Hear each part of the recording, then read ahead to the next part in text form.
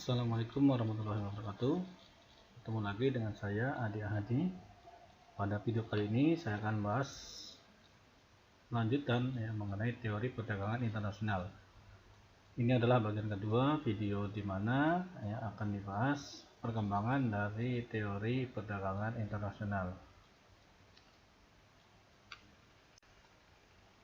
Nah, pada video sebelumnya saya telah membahas mengenai perkembangan teori perdagangan internasional yang bisa kita bagi dalam 4 teori besar, yaitu teori praklasik merkantilisme, teori klasik, teori perdagangan modern, dan alternatif teori. Di video bagian pertama sudah saya bahas mengenai teori merkantilisme dan teori klasik. Dan pada video bagian kedua ini saya akan bahas mengenai teori perdagangan modern dan alternatif teori. Nah, seperti apa isi dari teori tersebut dan bagaimana perkembangannya akan kita bahas satu persatu. Baik, kita mulai dari teori yang ketiga, yaitu teori perdagangan modern. Teori perdagangan modern secara garis besar bisa kita bagi menjadi 3, yaitu teori HO, yaitu Heckscher-Ohlin, atau teori proporsional faktor teori. Kemudian yang kedua adalah teori opportunity cost, yang dikembangkan oleh G. Harberler. Kemudian yang ketiga adalah teori overcost, yang dikembangkan oleh Marshall dan Ed G. Ward. Oke, kita bahas teori yang pertama, yaitu teori Heckscher-Ohlin.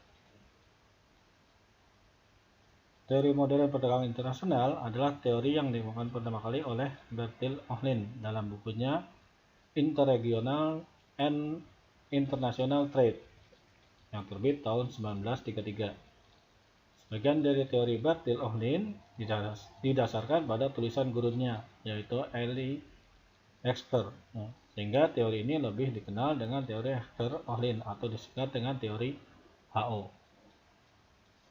Nah, teori HO ini menjelaskan bahwa walaupun fungsi faktor produksi di kedua negara sama, perdagangan internasional akan tetap dapat terjadi. Hal ini disebabkan karena perbedaan jumlah atau proporsi faktor produksi yang dimiliki masing-masing negara, sehingga terjadi perbedaan harga barang yang dihasilkan. Nah, teori HO menjelaskan beberapa pola perdagangan dengan baik, di mana negara-negara cenderung untuk mengekspor barang-barang yang menggunakan faktor produksi yang relatif melimpah secara intensif. Nah, menurut Heckscher-Ohlin, suatu negara akan melakukan perdagangan dengan negara lain disebabkan negara tersebut memiliki keunggulan komparatif, yaitu keunggulan dalam teknologi dan keunggulan faktor produksi. Basis dari keunggulan komparatif adalah yang pertama adalah faktor endowment, yaitu kepemilikan faktor-faktor produksi di dalam suatu negara. Yang kedua adalah faktor intensity, yaitu teknologi yang digunakan dalam proses produksi, apakah berupa labor intensity atau intensitas tenaga kerja, atau capital intensity atau intensitas modal. Nah, menurut teori HO, perdagangan internasional itu terjadi disebabkan adanya perbedaan opportunity cost suatu produk antara satu negara dengan negara yang lain. Pertukaran dapat terjadi karena adanya perbedaan dalam jumlah proporsi faktor produksi yang dimiliki, atau disebut sebagai faktor endowment di masing-masing negara. Negara-negara yang memiliki faktor produksi relatif banyak atau murah dalam produksinya akan melakukan spesialisasi produksi dan mengekspor barangnya. Sebaliknya, negara akan mengimpor barang tertentu jika negara tersebut memiliki faktor produksi yang relatif langka atau mahal. Misalnya, negara Indonesia memiliki tenaga kerja yang relatif besar, maka Indonesia akan berspesialisasi pada produksi barang-barang yang relatif padat tenaga kerja atau labor intensif dan mengekspornya. sisi lain, ya, Jepang memiliki relatif banyak kapital, ya, atau modal, maka negara Jepang akan berspesialisasi menghasilkan barang yang padat modal atau kapital intensif dan kemudian mengekspornya ke negara lain. Walaupun demikian, ya, terdapat kelemahan, ya, pada teori HO, di mana bahwa teori HO itu tidak bisa menjelaskan, ya, bagaimana jika jumlah atau proporsi faktor produksi yang dimiliki masing-masing negara relatif sama, karena hal ini akan mengakibatkan harga barang yang sejenis sama, ya, sehingga perdagangan internasional ini tidak akan terjadi. Nah, untuk lebih memahami, ya, kelemahan dari teori HO dalam menjelaskan perdagangan internasional, akan ditemukan beberapa asumsi yang kurang valid. Yang pertama adalah asumsi bahwa kedua negara menggunakan teknologi yang sama dalam memproduksi adalah tidak valid. Fakta yang ada di lapangan, ya, negara sering menggunakan teknologi yang berbeda. Kemudian yang kedua adalah asumsi persaingan sempurna dalam semua pasar produk, ya, dan faktor produksi lebih menjadi masalah. Hal ini karena sebagian besar perdagangan adalah produk negara industri yang bertumbuh pada diferensiasi produk dan skala ekonomi yang belum bisa dijelaskan dengan model faktor endowment HO. Kemudian yang ketiga, ya, asumsi tidak ada mobilitas faktor internasional. Adanya mobilitas faktor secara internasional ini mampu mensubstitusi perdagangan internasional yang akan menghasilkan kesamaan relatif harga produk dan faktor antar negara. Maknanya adalah hal ini merupakan modifikasi HO tetapi tidak mengurangi validitas model HO. Kemudian yang keempat adalah asumsi spesialisasi, ya, secara penuh, ya, suatu negara dalam memproduksi suatu komoditi, ya, jika melakukan perdagangan, ya, tidak sepenuhnya berlaku karena banyak negara yang masih memproduksi komoditi yang sebagian besar adalah dari impor. Nah, kelemahan, ya, dari teori HO, ya, ini dapat dijelaskan melalui suatu paradoks Leontief. Ya. Oke, sekarang kita bahas apa itu paradoks Leontief. Seorang pelopor utama dalam analisis input-output matrik bernama Wassily Leontief, ya, melalui studi empirisnya yang dilakukan pada tahun 1953, ya, menemukan fakta, ya, mengenai struktur perdagangan luar negeri, ya, ekspor dan impor Amerika Serikat di tahun 1947 yang ternyata bertentangan dengan teori HO, ya, sehingga disebut sebagai paradoks Leontief. Nah, studi tersebut mengatakan, ya, bahwa Amerika Serikat diasumsikan sebagai negara yang relatif memiliki modal lebih banyak dan tenaga kerja lebih sedikit, ya. Sehingga berdasarkan teori HO, ya, seharusnya ekspor Amerika Serikat akan terdiri, ya, dari barang-barang yang padat modal, ya, sedangkan impornya itu terdiri dari barang-barang yang padat karya. Tetapi pada kenyataannya, ya, penelitian dari Wassily Leontief itu mengatakan yang sebaliknya. Nah, berdasarkan, ya, penelitian lebih lanjut yang dilakukan oleh ahli ekonomi, ya, ahli ekonomi perdagangan, ya, ternyata paradoks Leontief tersebut dapat terjadi karena 4 sebab utama.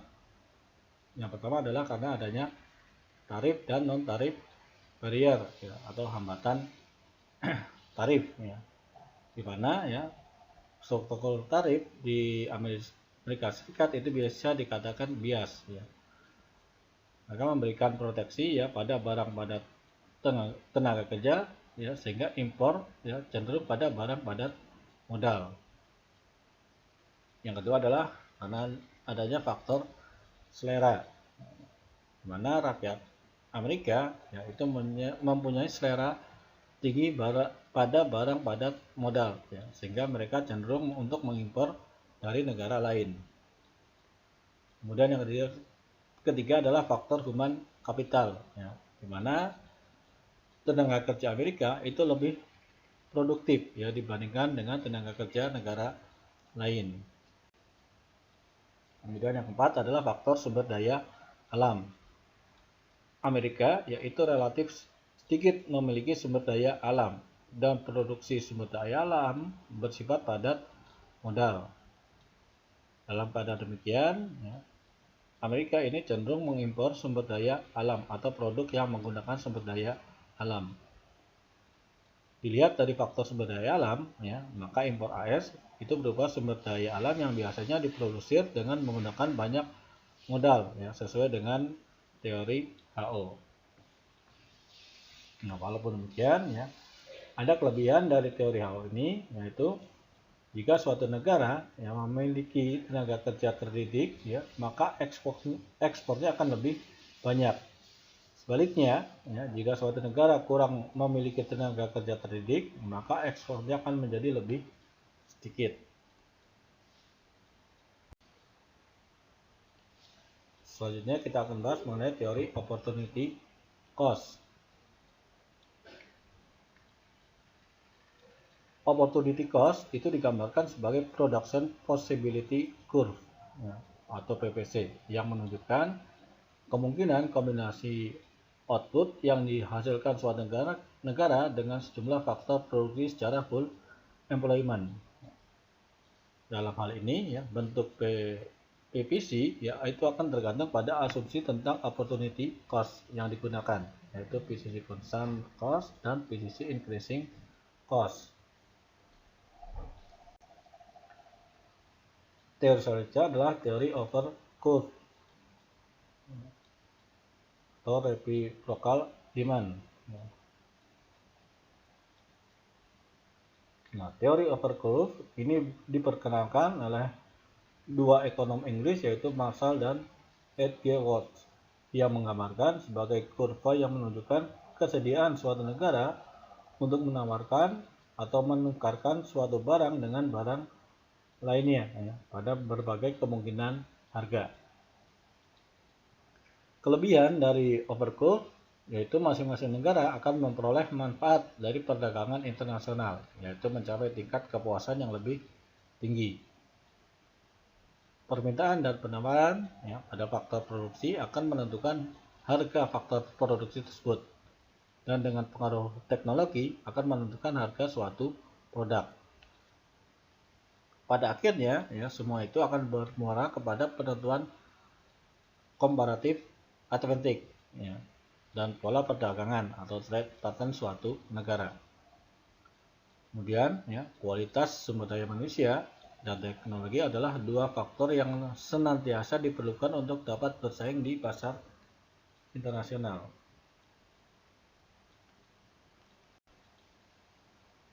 Oke, selanjutnya kita bahas mengenai alternatif teori. Ada tiga teori besar dalam alternatif teori, yaitu yang pertama adalah yang disebut sebagai IPLC teori atau International Product Life Cycle. Yang kedua adalah Competitive Advantage of Nation yang dikemukakan oleh Michael Porter. Kemudian yang ketiga adalah Hyper Competitive yang ditemukan oleh Richard De Havilland. Ya, kita bahas yang pertama adalah teori daur hidup produk, ya, atau IPLC yang dikemukakan oleh Raymond Fanon, ya, sekitar tahun 1960. Dia mengatakan bahwa suatu negara, ya, yang asalnya sebagai negara pengekspor itu pada akhirnya bisa menjadi sebagai negara pengimpor. Nah, berdasarkan observasi, ya, bahwa sebagian besar produk baru di dunia diproduksi oleh perusahaan Amerika, ya, dan dikonsumsi oleh masyarakat Amerika. Ya, karena tingginya konsumsi dalam negeri, ya, Amerika yang membutuhkan, ya, inovasi produk secara terus-menerus. Awalnya, ya, hanya mereka yang berada pada kelas menengah di negara lain itu yang mampu membeli dan diikuti oleh negara berkembang. Setelah kondisi ekonomi berubah, perusahaan akhirnya memindahkan produksi ke negara yang lebih murah biaya produksinya, dan negara-negara lain itu membeli produk tersebut lebih banyak. Nah, sementara di pasar Amerika sendiri ini sudah jenuh.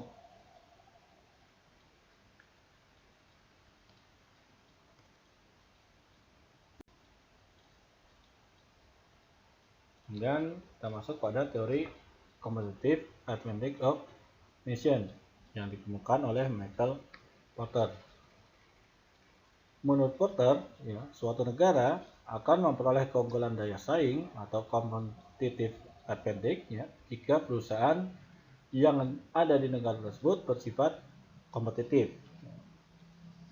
Daya saing suatu negara itu ditentukan oleh kemampuan industri di negara tersebut untuk melakukan inovasi dan meningkatkan kemampuannya. Perusahaan akan memperoleh competitive advantage atau keunggulan kompetitif karena adanya tekanan dan tantangan.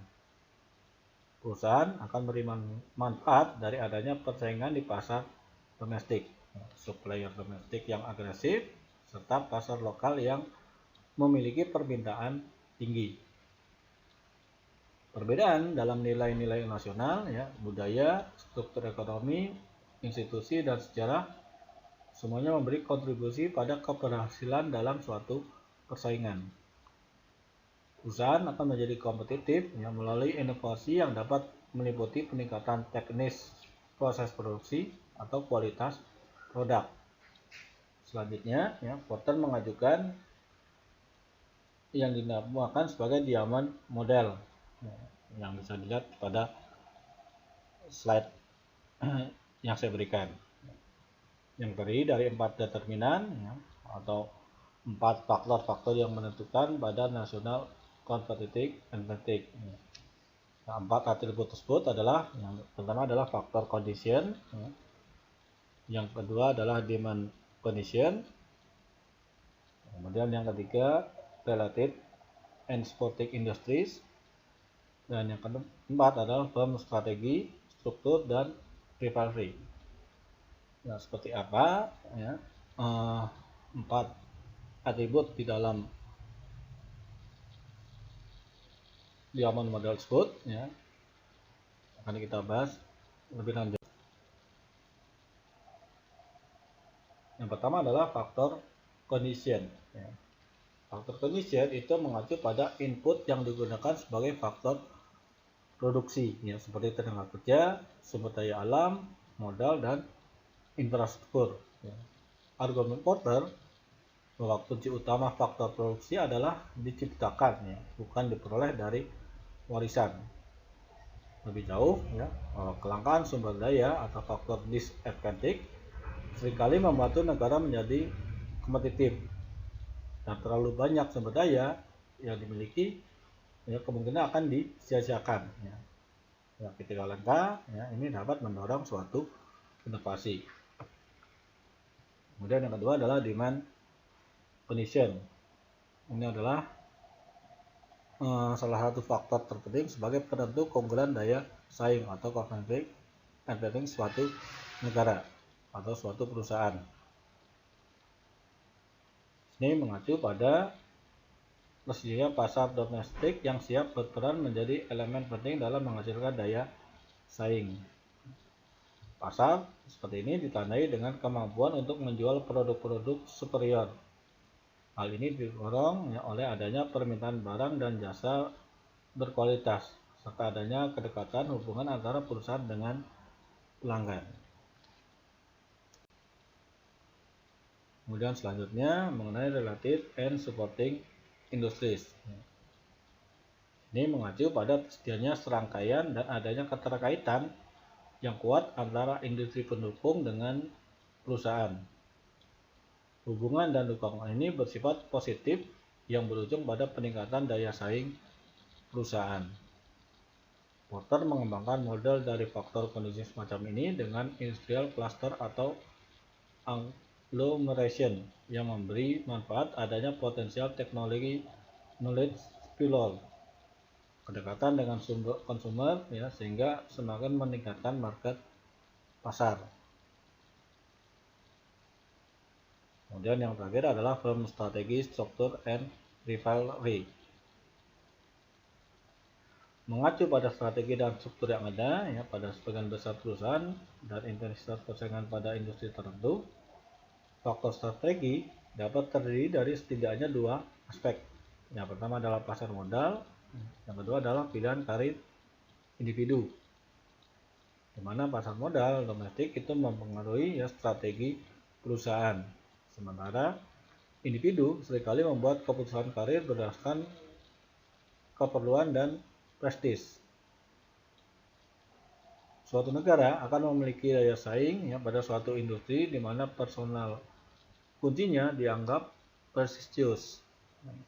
Struktur mengikuti strategi. Ya. Struktur dibangun untuk menjalankan strategi. Intensitas persaingan atau rivalry yang tinggi ini juga akan mendorong adanya suatu inovasi.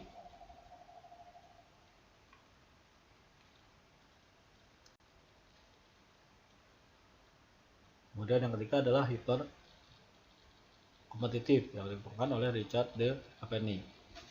Bahwa ya, proses liberalisasi perdagangan dunia baik secara regional maupun internasional yang berlangsung hingga saat ini telah menyebabkan adanya persaingan global yang semakin ketat, di mana ya, setiap negara harus memikirkan strategi yang tepat untuk menghadapinya, yang disebut sebagai Sustainable Competitive Advantage atau SCA. Nah, pengertian SCA atau daya saing berkelanjutan adalah sebagai keunggulan yang diperoleh karena invention dan innovation secara terus-menerus sehingga tetap unggul dari para pesaingnya. SCA ini relatif lebih tepat dan paling menguntungkan untuk dilakukan dalam sektor industri karena sumber daya dapat diperbarui. Kemudian competitive liberalization ya, competitive liberalization ini dilakukan karena masing-masing negara berusaha untuk membuat situasi dan kondisi ekonominya menjadi menarik bagi investor. Dan competitive liberalization ya, itu didorong karena keinginan masing-masing negara ya, untuk dapat bekerja secara produktif, efisien dan efektif ya, agar dapat bersaing di pasar global. Nah, demikian tadi ya video saya mengenai teori perdagangan internasional bagian kedua yang membahas mengenai teori modern dan alternatif teori. Nah, saksikan terus ya video saya berikutnya dan juga video pembelajaran saya lainnya. Semoga bermanfaat dan dapat menambah wawasan saudara. Sekian dari saya dan saya akhiri. Wassalamualaikum warahmatullahi wabarakatuh.